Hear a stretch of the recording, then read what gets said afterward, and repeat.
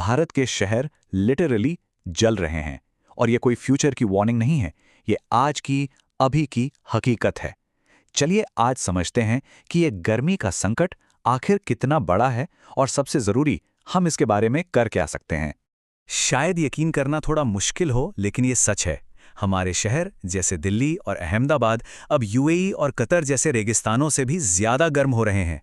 आप सोच सकते हैं, भारत सच में उबल रहा है। और हाँ, इस गर्मी की हम एक बहुत भारी कीमत चुका रहे हैं। एक अंदाज़ा है कि 2030 तक इस भयानक गर्मी की वजह से प्रोडक्टिविटी में जो कमी आएगी, उससे हमें हर साल $126 बिलियन का नुकसान हो सकता है। इसका सीधा मतलब क्या है? कंस्ट्रक्शन धीमा, फसलें कम और ओवरऑल एक सुस्त पड़ती इकॉनमी।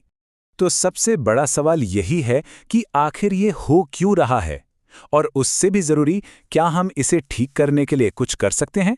चलिए आज इन्हीं सवालों के जवाब ढूंढते हैं।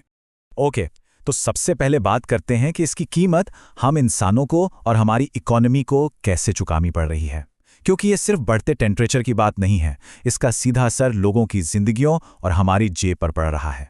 अब ये आंकड़ा जरा ध्यान से सुनिए, ये आपको चौंका देगा। भारत की 75% वर्कफोर्स, मतलब हर 4 में से 3 लोग ऐसे काम करते हैं जिसमें फिजिकल लेबर लगता है। ये हमारे किसान हैं, कंस्ट्रक्शन मजदूर हैं, सड़क किनारे ठेला लगाने वाले हैं, वो लोग जो सीधा सीधा इस जानलेवा गर्मी की चपेट में आते हैं।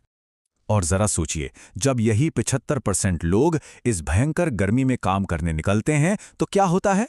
डिहाइड्रेशन, थकान और नतीजा, उनकी काम करने की ताकत, उनकी प्रोडक्टिविटी में 5 से 10% की सीधी गिरावट। तो अब समझ आया कि वो $126 बिलियन का आंकड़ा कहां से आ रहा है। पर बात सिर्फ पैसे की नहीं है, इससे कहीं बड़ी कीमत है हमारी सेहत। पैसों का नुकसान तो एक तरफ, सेहत पर जो खतरा है वो सीधा सीधा जान का सवाल है। मसल्स में दर्द, डिहाइड्रेशन, ये तो फिर भी आम बातें हैं। सबसे खतरनाक है हीट स्ट्रोक। इसमें बॉडी का टेम्परेचर इतना बढ़ जाता है कि वो ऑर्गन फेलियर तक की नौबत ला सकता है, मतलब ऑर्गन शटडाउन। तो हमने इकोनॉमी और हेल्थ पर असर तो देख लिया। अब सवाल ये है कि हमारे शहर आखिर ये भट्टी बन क्यों रहे हैं, इसके पीछे का साइंस क्या है? और यकीन मानिए, इसके कारण काफी हैरान करने वाले हैं। इस भयंकर गर्मी के पीछे जो एक बड़ा नेचुरल कारण है, उसे कहते हैं हीट डोम इफेक्ट। अब ये क्या बला है? सिंपल शब्दों में, जब एटमॉस्फेयर में एक हाई प्रेशर सिस्टम बन जाता है तो वो गर्म हवा को एक गुंबद या डोम की तरह एक ही जगह पर कैद कर लेता है। इसे समझने का सबसे बेस्ट तरीका है एक प्रेशर कुकर। सोचिए, जैसे प्रेशर कुकर का ढक्कन भाप को बाहर नहीं निकलने देता, ठीक वैसे ही ये हाई प्रेशर सिस्टम एक ढक्कन की तरह काम करता है। ये गर्म हवा को ऊपर उठने ही नहीं देता, और नतीजा, हमारा पूरा शहर एक ठहरी हुई, उबलती हुई हवा का बुलबुला बन जाता है। लेकिन बात सिर्फ इस नेचुरल वजह की नहीं है, हम खुद भी अपने शहरों को और गर्म बना रहे हैं। कैसे? ये जो कंक्रीट और डामर की सड़कें और इमारतें हैं, ये दिन भर सूरज की गर्मी सोखती रहती हैं और फिर रात में उसे धीरे धीरे छोड़ती हैं। इसी को अर्बन हीट आइलैंड इफेक्ट कहते हैं। यही वजह है कि हमारे शहर रात में भी ठंडे नहीं हो पाते। तो हरियाली से कितना फर्क पड़ सकता है? बहुत ज्यादा। एक पेड़ पौधों वाला इलाका और एक पूरा कंक्रीट का जंगल, दोनों के टेम्परेचर में 5 से 6 डिग्री सेल्सियस तक का फर्क हो सकता है। 5 से 6 डिग्री, इससे पता चलता है कि ग्रीनरी हमारे शहरों के लिए कितनी कितनी जरूरी है। चलिए अब आगे बढ़ते हैं और देखते हैं कि कैसे हमारे डेवलपमेंट से जुड़े फैसले इस खराब सिचुएशन को और भी ज्यादा खराब बना रहे हैं। और ये कड़वी हकीकत है। सिर्फ इसलिए कि एक पेड़ बोल नहीं सकता, सबसे पहले उसे ही काटा जाता है। तरक्की के नाम पर वो बड़े बड़े पुराने पेड़ जो हमें नेचुरल कूलिंग देते हैं, वो सबसे पहले और सबसे आसानी से काट दिए जाते हैं। और इसका नतीजा बहुत ही भयानक। पता है एक और गलती हम क्या करते हैं?